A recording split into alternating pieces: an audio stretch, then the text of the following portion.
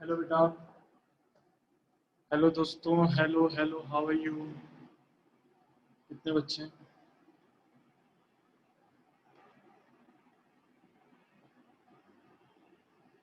Okay, चलिए बेटा। तो बेटा जी, आज अपन स्टार्ट करते हैं। अप्रोक्सीमेशन कल हमने देखा था, ठीक है ना? आई होप आपको कोई डाउट नहीं आया होगा।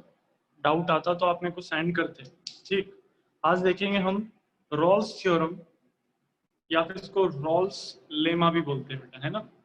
ठीक, क्या है बेटा इसकी कहानी? इसकी कहानी बहुत सिंपल है।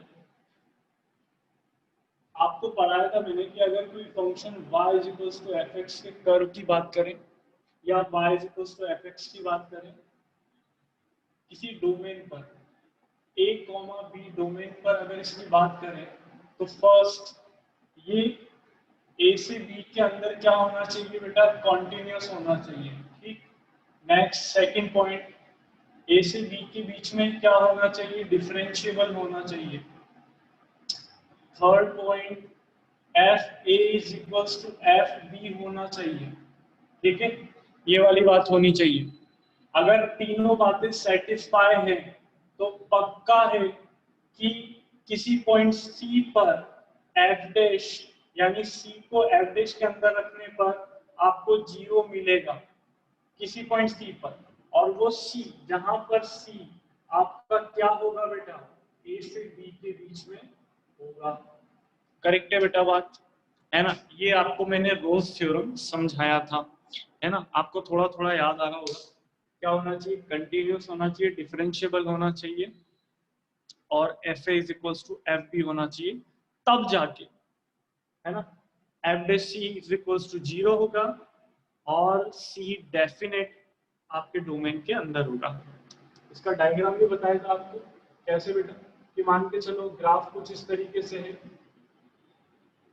और आपका डोमेन है a b. Correct, f a equal होना चाहिए एफ बी के। करेक्ट है बेटा बात? एफ ए इक्वल होना चाहिए एफ बी के, और कंटिन्यूस होना चाहिए, टूटा नहीं होना चाहिए, पीक नहीं देना चाहिए। तो 100% बीच में एक सी ऐसा होगा जिस पर स्लोप क्या होगा बेटा? Equals to zero. करेक्ट है बेटा बात? ऐसा पढ़ाया था मैंने, समझाया था। ठीक है, तो इसमें क्वेश्चंस बहुत इजी हैं। एक एग्जांपल देखेंगे, बट ये कॉन्सेप्ट है, ये कॉन्सेप्ट आपको आना चाहिए। रॉल्स थ्योरम ये बोलती है, ठीक है?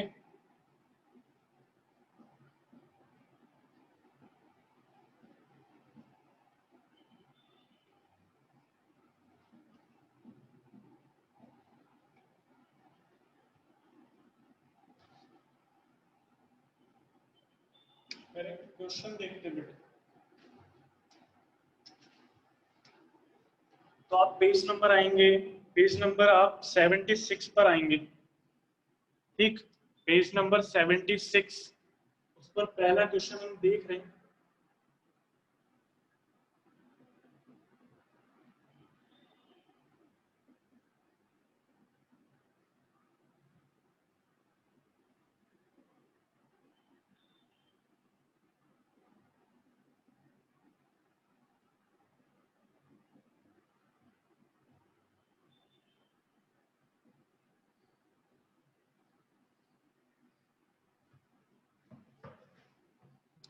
ठीक है बेटा, अब आपको क्या करना है? एक आपके पास फंक्शन है, आपको एक्स दे रखा है 0 से लेके 3π/2, 3/2। ठीक, आपको रोल्स थ्योरम चेक करना है।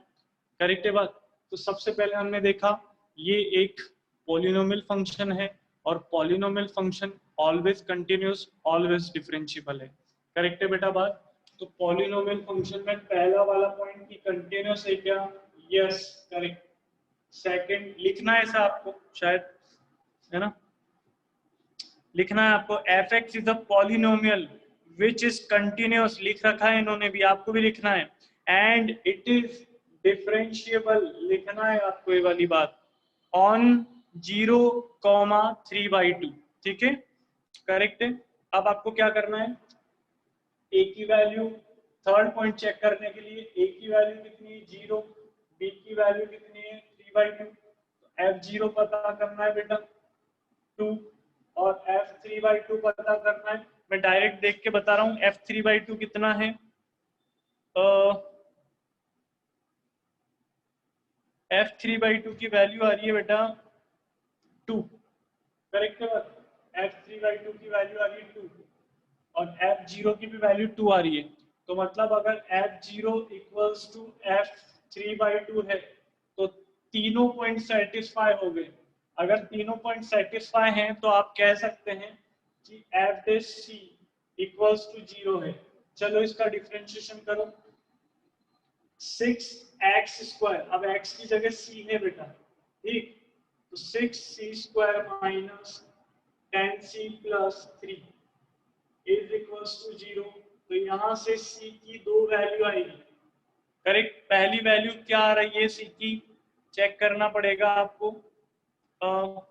नहीं नहीं दे रखा, इन्होंने c की वैल्यू पता ही नहीं करा। इन्होंने बस ये बोला है कि क्या ये तीनों कंडीशन सेटिस्फाई हो रही है क्या, बस इन्होंने यहीं तक करा है और लास्ट में बोल दिया यस, है ना। रोल्स थ्योरम क्या लिख दिया इन्होंने लास्ट में, जरा देखते हैं कि hence condition of Rolle's theorem are satisfied. तो मतलब रोल्स थ्योरम की जो कंडीशन है वो सेटिस्फाई हो रही है। इतना ही क्वेश्चन में पूछा है, तो आपको बस इतना ही करना है। हम तो आईआईटी में वो पॉइंट भी फाइंड करते थे बेटा, है ना, ठीक। तो ये है क्वेश्चन। अगला अगला example, verify Rolle's theorem for function. अगर वेरीफाई करने को बोले तो फिर आपको सी भी पता करना है बेटा, करेक्ट है बेटा बात।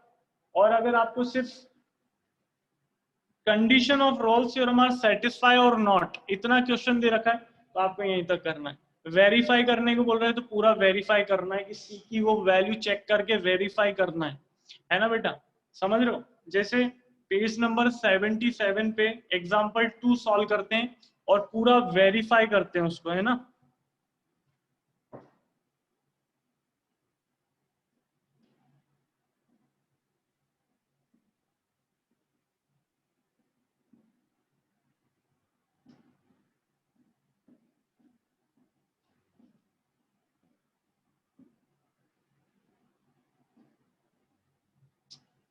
वेरीफाई करते हैं, इसको क्या आएगा, x² माइनस 4x प्लस 10, 0 से 4 आपको a भी दे रखा है, ठीक है बेटा। यहाँ पे कंटिन्यूस है, बिल्कुल डिफरेंशिएबल है। क्यों है, क्योंकि पॉलिनोमियल है। थर्ड, f0 कितना आ रहा है 10 और f4 कितना आ रहा है बेटा, वो भी आएगा 10। ये लोग थर्ड पॉइंट भी वेरीफाई है कि f0 equals to f4। Next, in this way we can say कि f dash c is equals to 0। तो इसका डिफरेंशिएशन किया 2c माइनस 4, x की जगह c लिख देना इक्वल्स टू 0। यहाँ से c equals to 4/2, c equals to 2। क्या 2 इनके बीच में है, यस बेटा, तो वेरीफाई हो गया, ठीक है। समझ रहे हो आप मेरी बात, वेरीफाई हो गया बेटा, ठीक है, बात समझ आई। तो ये है रोल्स थ्योरम। अब बेटा इसी तरीके से एग्जाम्पल थर्ड भी है, एग्जाम्पल 4 भी है बेटा। सेम काम करना है, same Rolle's theorem verified last तक चेक करना है आपको, है ना बेटा। कोई डाउट हो तो बोल दो, बोल दो। एग्जाम्पल थर्ड फोर्थ कोई डाउट हो तो, जितने मैं रफ करता हूँ आप देख लो, चेक कर लो, आप कर सकते हैं ना।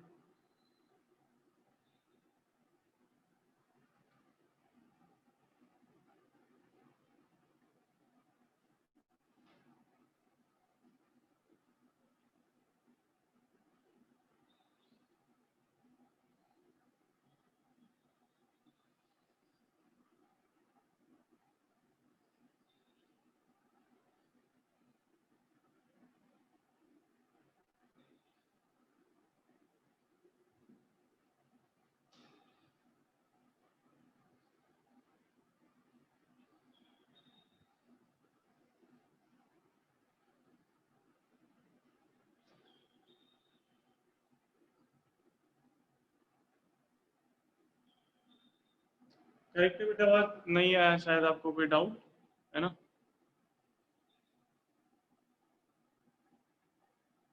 चलो कोई दिक्कत नहीं है। Next Lagrange mean value theorem देखते हैं। Page number 78, Lagrange mean value theorem. Rolle's के बाद लैंग्राज है बेटा। लैंग्राज में क्या करना है?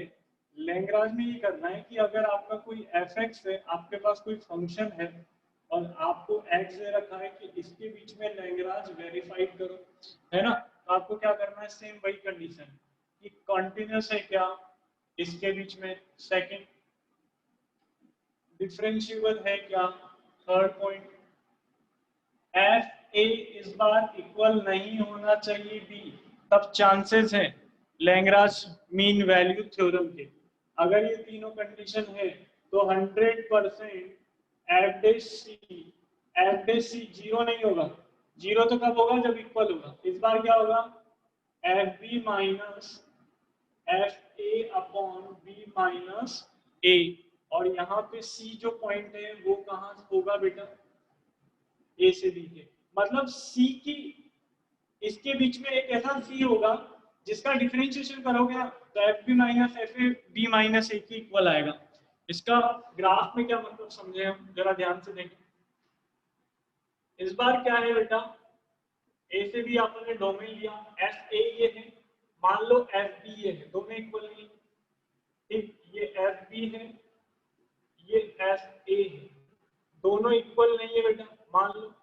ठीक, तो ऐसी कंडीशन में बीच में एक ऐसा सी जरूर होगा जिस पर एवरेज सी किसके इक्वल आएगा बेटा? इसके स्लोप के इक्वल आएगा।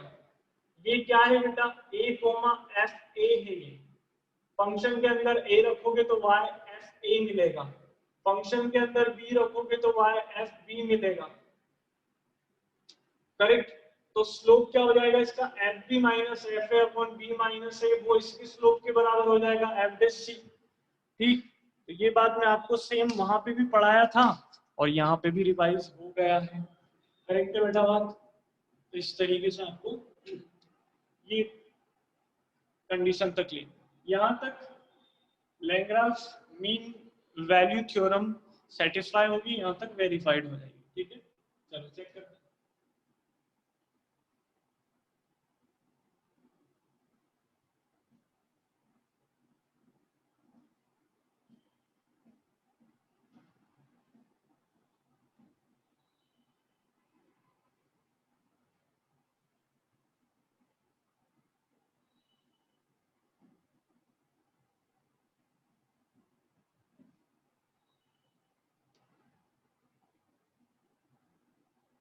चलो अब देखो बेटा,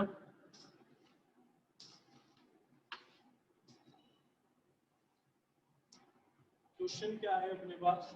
F X equals to root X plus 4।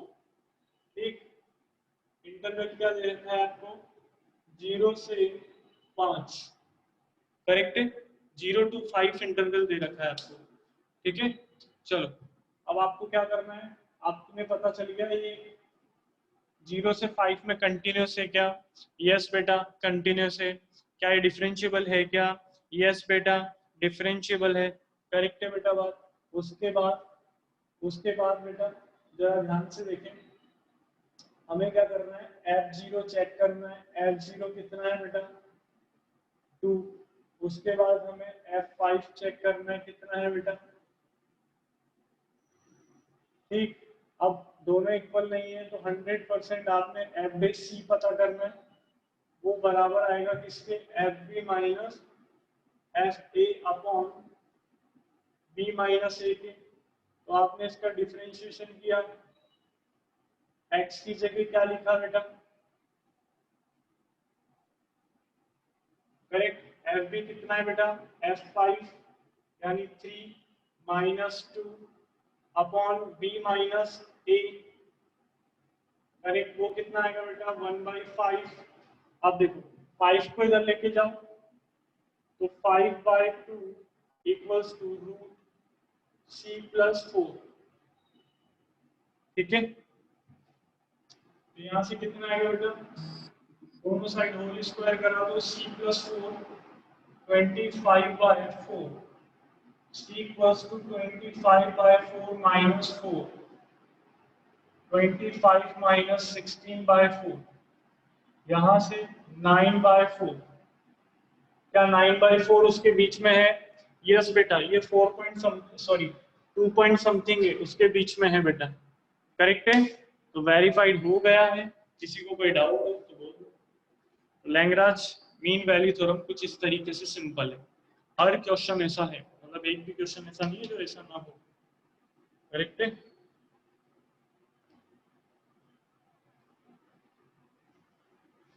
तो इन दोनों पर डिपेंडेंट है आपकी एक्सरसाइज 2.3।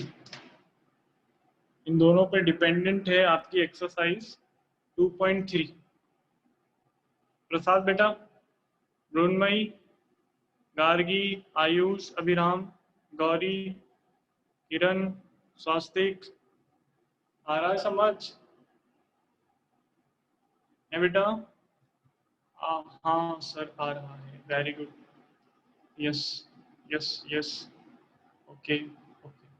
चल, तो 2.3 आप ओपन करो और देखो आपसे कितने सिंपल सिंपल क्वेश्चन पूछे उसने। लिखने को बोल रखा है बस। वैलिडिटी चेक करनी है कि रॉल्स थ्योरम वैलिड है या नहीं है। मतलब एफ डैश सी से ऊपर वाला सारा करना है फर्स्ट में।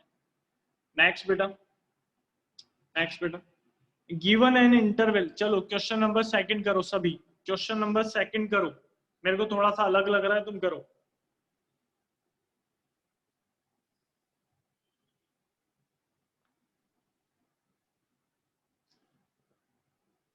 क्वेश्चन नंबर सेकंड सभी करो।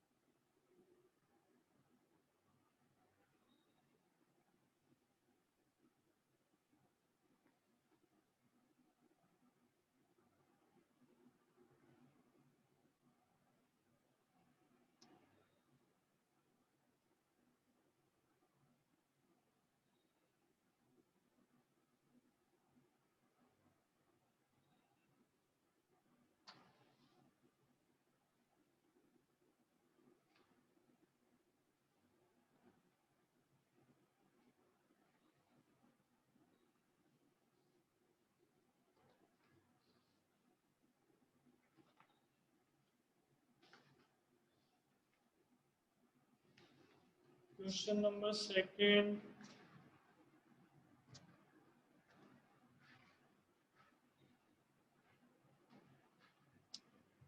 Given an interval a, b और फंक्शन आपके पास है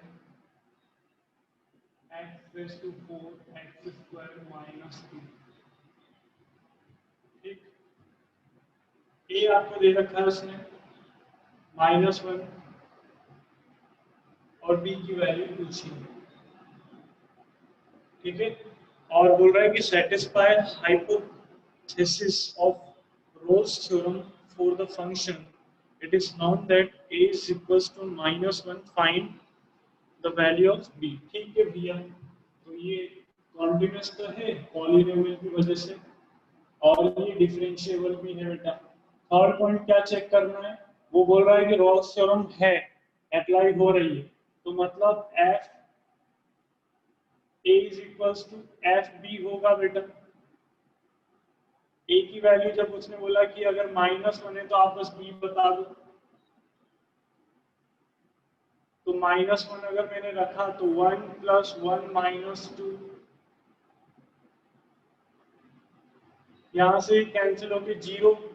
करेक्ट, यहाँ से b4 + b² -2 इक्वल्स टू 0, यहाँ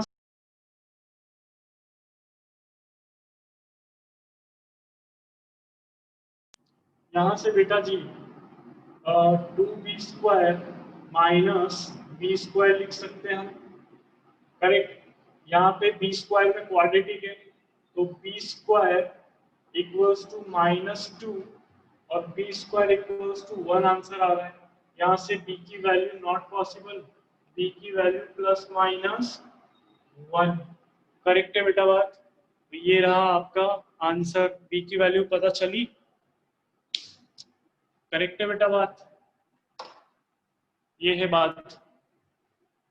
तो इस तरीके से रोल्स थ्योरम हुआ चाहे लैग्रांज हुआ, हम क्वेश्चन कर सकते हैं, ठीक। इसके बाद एग्जाम्पल नंबर 3 तो पूरा वेरीफाई करना है, सॉरी क्वेश्चन नंबर 3 पूरा वेरीफाई। क्वेश्चन नंबर 4 में सी दे रखा है, पीक्यू पूछा है, कोई नहीं आ जाएगा, ट्राई करेंगे आ जाएगा, कोई इतनी बड़ी बात नहीं है।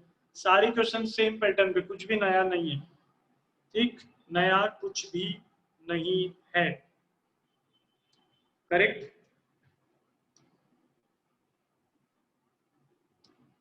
Next, increasing and decreasing function, increasing and decreasing function, तो भैया ये भी हम पढ़े हैं। इंक्रीजिंग और decreasing function it means monotonicity, है ना, मतलब अगर कोई फंक्शन इंक्रीज हो रहा है मतलब ग्रेटर देन 0 उसका डिफरेंशिएशन, कोई फंक्शन डिक्रीज हो रहा है मतलब उसका स्लोप, करेक्ट है बात। ये पढ़ी थी हमने बात। तो देखते हैं पहला क्वेश्चन, इसकी डेफिनेशन पे मत जाओ, इससे भी अच्छी डेफिनेशन अपन ने लिखा रखी है, इसकी डेफिनेशन पे मत जाना, आप तो एग्जाम्पल देखो, एग्जाम्पल से समझ लेंगे, इसकी डेफिनेशन को इग्नोर ना करो।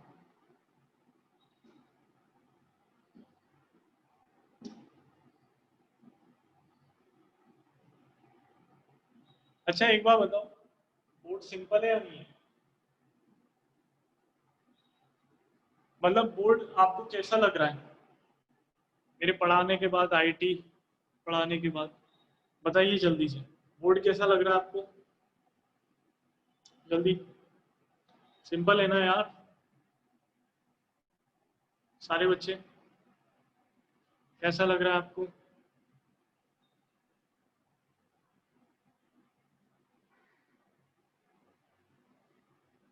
है ना, तो मतलब इनके कॉन्सेप्ट में दम नहीं है, मतलब किसी भी स्टेट के बोर्ड के कॉन्सेप्ट में वो लेवल कम ही रखते हैं, क्योंकि वहां पे लिखना होता है, तो कॉन्सेप्ट में इतना नहीं है। आपको बस एक एग्जांपल देख के लिखना सीखना है, उसके बाद बस उसको रिपीट करते जाना है, रिपीट जितना रिपीट कर सकते हैं उतना रिपीट करते चले जाएं, ठीक। आइए क्वेश्चन देखते हैं। Show that the function, show that the function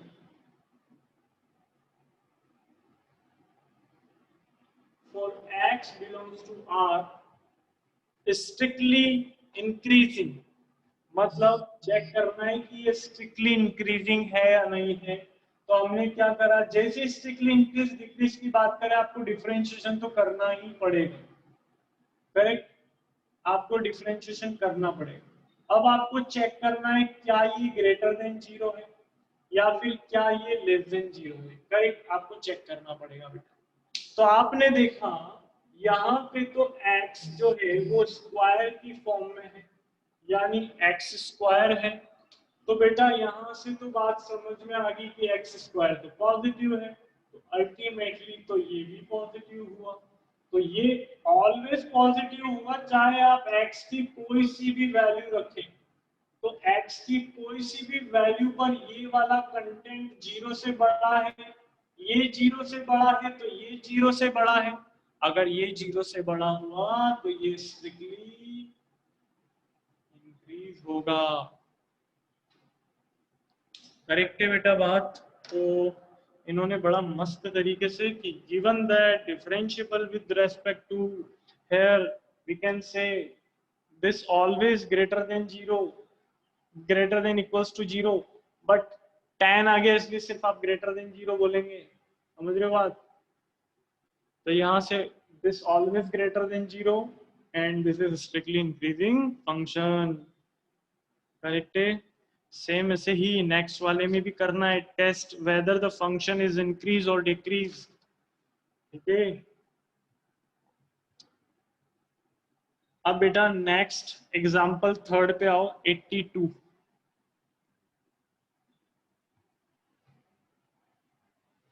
अरे आप घर पे करते भी हो ना बेटा? एक सेकंड, जिससे पूछो वो बताए, पूछो तो सही बेटा। आप बताओ, प्रणय, प्रणय घर पे मैं जब सॉल्व करके जाते हो तो आप प्रैक्टिस करते हो नहीं करते लिखने का? बेटा गार्गी बताओ, मृण्मयी प्रैक्टिस करते हो?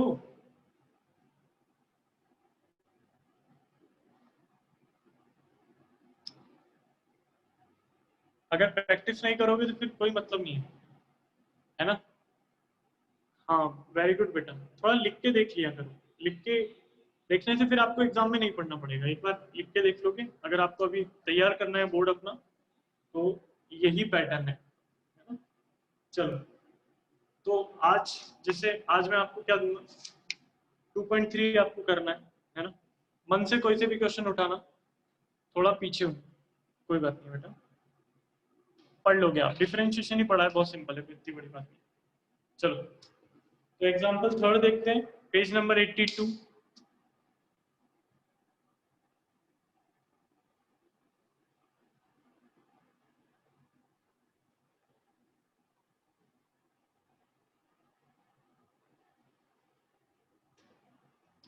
आपको एफ एक्स क्या दे रखा है बेटा? F X equals to X cube plus 12 X square plus 36 X plus 6, ठीक है?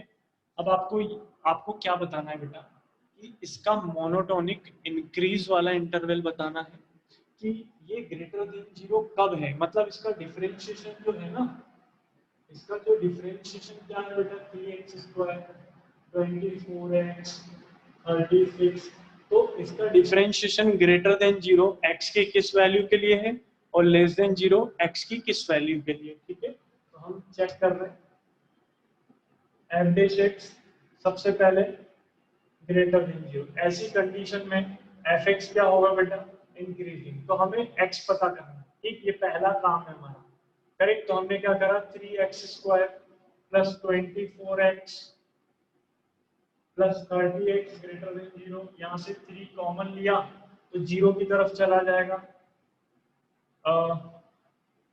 8 आएगा, यहाँ पे 1 2 आएगा, ठीक? यहाँ से बेटा 6 to the 12, 8 x plus 3 x plus 2, x belongs to minus infinity से -6 यूनियन -2 से इंफिनिटी, ये आपका क्या है, f इंक्रीजिंग, ठीक है? ये आपका f इंक्रीजिंग इंटरवल है, करेक्ट है बात? अब आपका डिक्रीजिंग इंटरवल क्या है? आपका डिक्रीजिंग इंटरवल जब आप लेस देन लेंगे, तो -6 से -2 के बीच में आएगा, तो f डिक्रीजिंग जो बचा वाला होगा वहां डिक्रीज होगा, उसमें क्या बात है? तो -6 से लेके -2 आपका डिक्रीजिंग इंटरवल है, यही वहां करते आए थे, यही आपको यहाँ बताना है बेटा, ठीक है? तो बेटा इतना करें आप, है ना? कल खत्म करेंगे, मतलब एक चैप्टर आपका 2-2.5 दिन में खत्म हो रहा है, 2-3 दिन में खत्म हो रहा है, ठीक है?